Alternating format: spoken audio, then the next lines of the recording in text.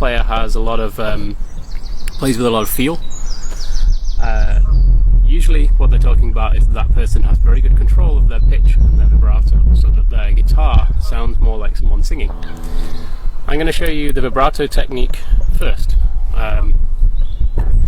So it's all about this part of your hand here, that bit right there.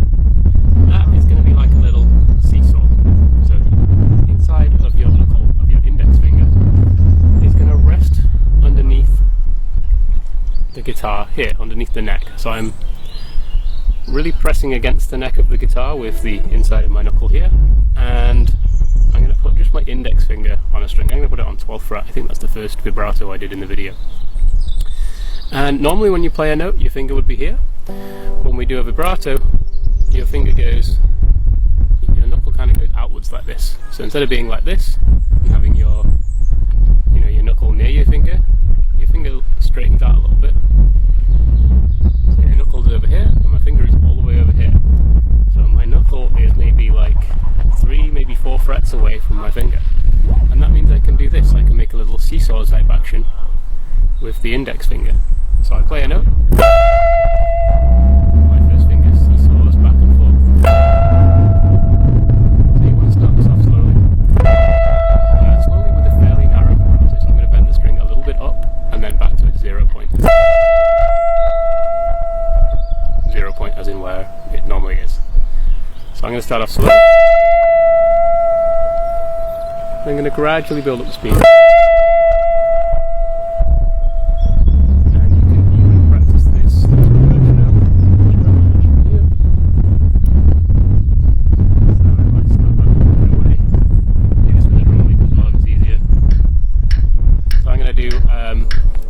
Just up and down. Okay,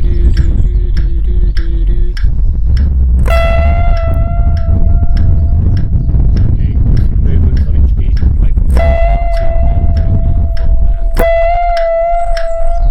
and I gradually build up to,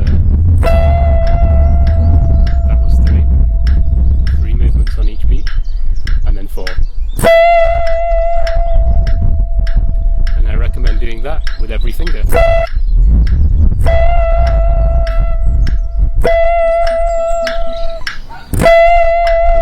To that.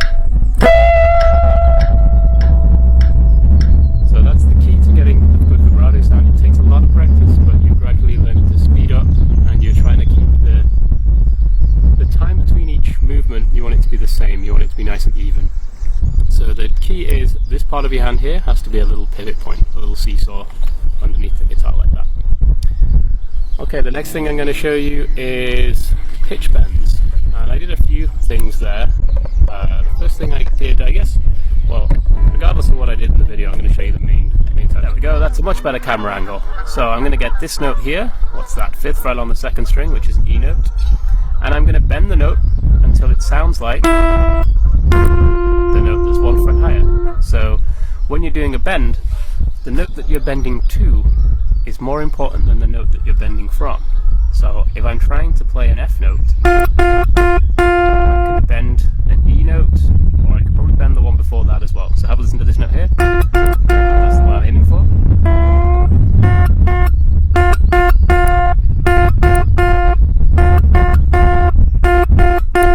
Or I could bend from there.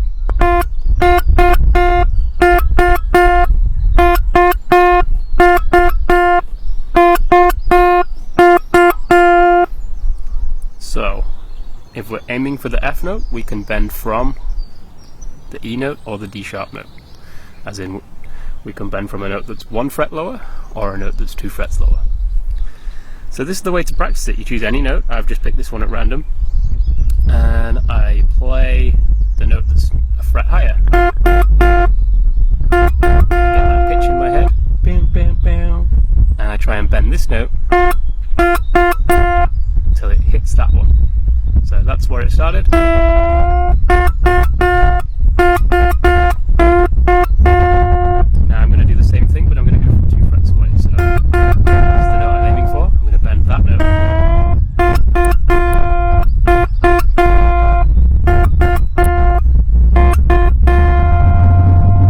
And I recommend starting this with 2 fingers, possibly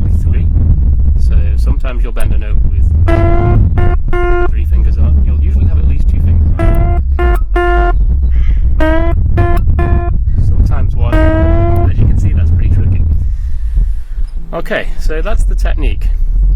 You can bend a note and then do a vibrato, so you can bend the note up to there and then move it slightly higher back and forth, or it can go 2 frets higher and then slightly back and forth. And I want to keep this video short, so I won't go through every possible way you can vary the bend, but think of it this way.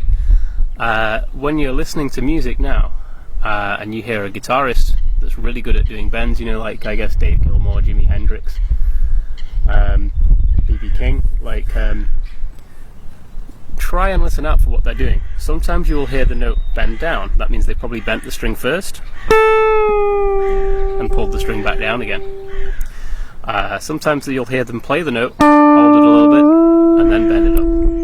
Sometimes both. So listen out for it. I suppose I should show you the tricky thing I did in the intro there as well. All it was a bend, and then I hit the string over here with my middle finger, like a little tap, pushed it a little bit further, pulled off, came back down again. So because it's the internet and you people like fancy things, I thought I'd show you that. Listen out for other stuff. Sometimes you hear a bend, you'll hear a couple more notes, and then you'll hear the bend come back down again. So start just by listening out for it, and you will figure out some of it on your own, and other stuff I will show you in other videos. Okay, hope you liked the bend video. We've got a few more to shoot today, so we'll leave it at that.